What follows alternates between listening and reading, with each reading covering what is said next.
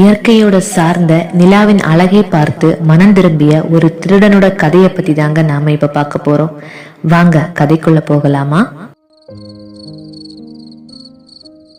இந்த வீடியோவை ஸ்பான்சர் பண்றது பை மோட் அப்படிங்கிற ஒரு மொபைல் ஆப் தாங்க.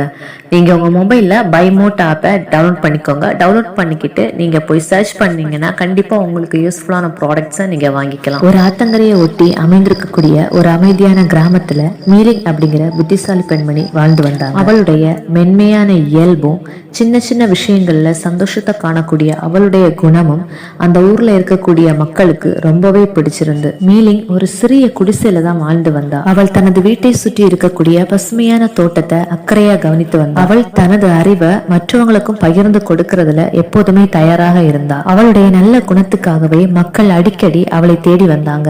ஒரு நாள் மாலை நேரத்தில் வானம் ஆரஞ்சு மற்றும் ஊதா நிறங்களால் சூழப்பட்டிருந்தது. அந்த நாள் ஒரு திருடன் அவளுடைய தோட்டத்திற்குள் நுழைந்தான்.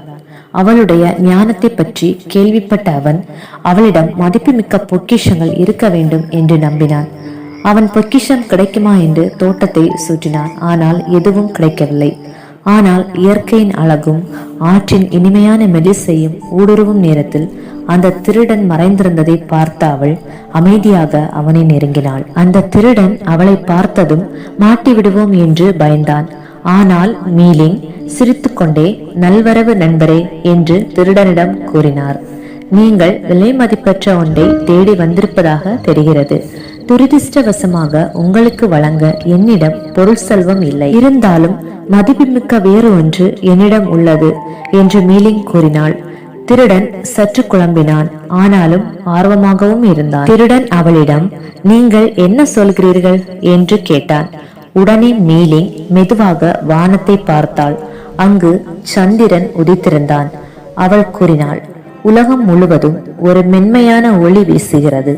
என்னால் உங்களுக்கு சொத்துக்களை தர முடியாது, ஆனால் ஒரு அதிசயமான பரிசை வழங்க முடியும்.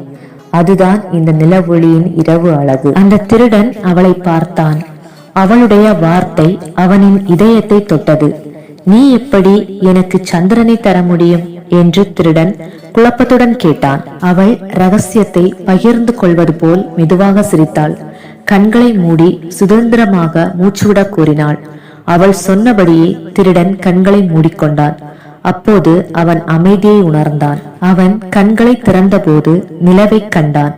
அவன் அதை பொக்கிஷம் போல் இதுவரை பார்த்ததில்லை. அது பிரபஞ்சத்திலிருந்து கிடைத்த ஒரு பரிசு. அதன் வெள்ளிக்கதிர்கள் ஆற்றின் மேல் பகுதியில் நடனமாடி மின்னும் பாதையை உருவாக்கி அடிவானத்திற்கு இட்டு சென்றது. அந்த திருடன் கண்களில் கண்ணீர் வழிந்தது.